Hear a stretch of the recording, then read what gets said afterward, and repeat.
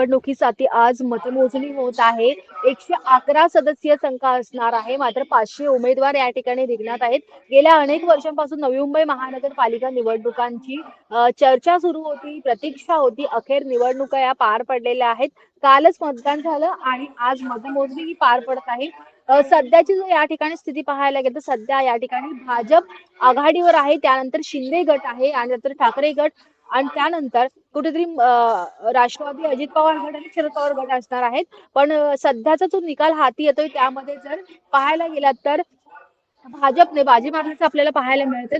अनेक प्रभागामध्ये भाजप हे आघाडीवर आहे. त्यानंतर शिंदे गट आहे. मात्र भाजप आणि शिंदे गटामध्ये काटेकी टक्कर होण्याची शक्यता आहे. आता पाहू शकता नवी मुंबईमध्ये 8 बूथ आहेत. या 8ही बूथांवर कुठेतरी मतमोजणी ही सध्या पार पडत आहे.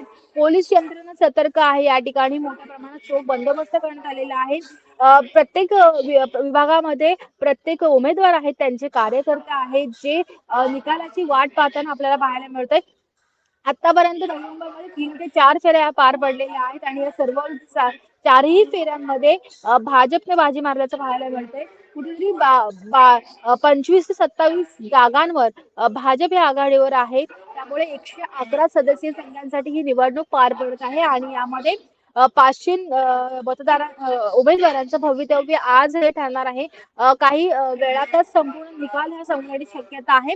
राजकीय दृष्ट्या याकडे आपण जर पाहिलं असेल तर नवी मुंबई महानगरपालिका ही गणेश नाईक यांचा बालेकिल्ला राहिलेला आहे आणि आता सुद्धा गणेश नाईकांच्या हातातच नवी मुंबई जाणार का हा प्रश्न आहे. आता दुसरीकडे उपमुख्यमंत्री एकनाथ शिंदे यांनी देखील टक्कर दिलेली आहे. अनेक रॅली काढून प्रचार करत त्यांनी मतदारांना आपल्याकडे खेचण्याचा प्रयत्न केलेला आहे. त्यामुळे आता गणेश नाईक आपला बालेकिल्ला राखण्यात यश मिळवतात की एकनाथ शिंदेकडे नवी मुंबईची सत्ता जाते हे पाहणं महत्वाचं असेल आणि हा संपूर्ण निकाल आज लागणारच आहे. मात्र सध्या जर पाहायला गेला तर नवी मुंबईतील 8ही केंद्रांवर मतमोजणी ही सध्या पार पडताना आपल्याला पाहायला मिळत आहेत.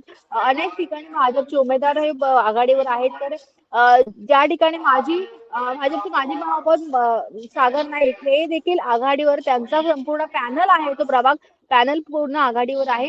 आणि नवी मुंबईमध्ये जर पाहायला गेलात तर पहिल्यांदाच पॅनल पद्धतीने ही निवडणूक पार पडत आहे.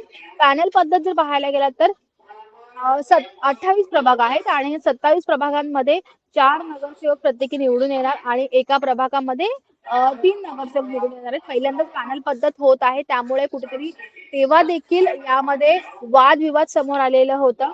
मात्र आता पॅनल पद्धत पहिल्यांदाच झाले. त्यामुळे अशी शक्यता होती की नगरसेवकांची संख्या वाढण्याची शक्यता होती. मात्र असं काहीही झालं नाही आहे. जी नगरसेवकांची संख्या आधी 111 होती तेवढीच आहे. आणि आपण जर सत्ता बोलायला गेलो महानगरपालिकेची तर याआधी मंत्री गणेश नाईक हे राष्ट्रवादी शरद पवार गटामध्ये होते. 10 वर्षानंतर पुन्हा ही निवडणूक लागलेली आहे. त्यामुळे तेव्हा त्यांच्या हातात सत्ता होती आणि आता त्यांनी भाजपमध्ये प्रवेश केलेला होता. त्यामुळे आता भाजपची सत्ता महानगरपालिकेवर सध्या वर्चस्व आपल्याला पाहायला मिळतंय.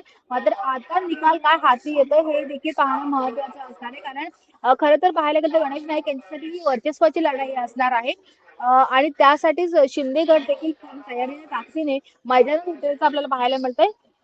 आणि जर ही खरी लढाई झाली तर ही भाजप आणि शिंदे गटातच होणार आहे. उपमुख्यमंत्री एकनाथ शिंदे आणि गणेश नाईक यांच्यामध्ये काटेकी टक्कर होण्याचं आपल्याला पाहायला मिळतं. त्यामुळे या निवडणुकीकडे सर्वांचे लक्ष लागलेलं आहे. सुरुवातीला सकाळी 10 वाजल्यापासून मतमोजणीला ही सुरुवात झालेली आहे.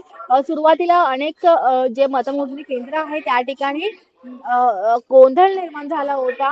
मतपेटी कोणती पहिल्यांदा फोडायची यामध्ये गोंधळ निर्माण झाला होता. त्यानंतर पोलीस यंत्रणा सतर्क होऊन त्यांनी कुठेतरी या ठिकाणी हस्तक्षेप केला आणि संपूर्ण जे प्रकरण आहे ते त्यांनी व्यवस्थितरित्या सांभाळलेले आहे.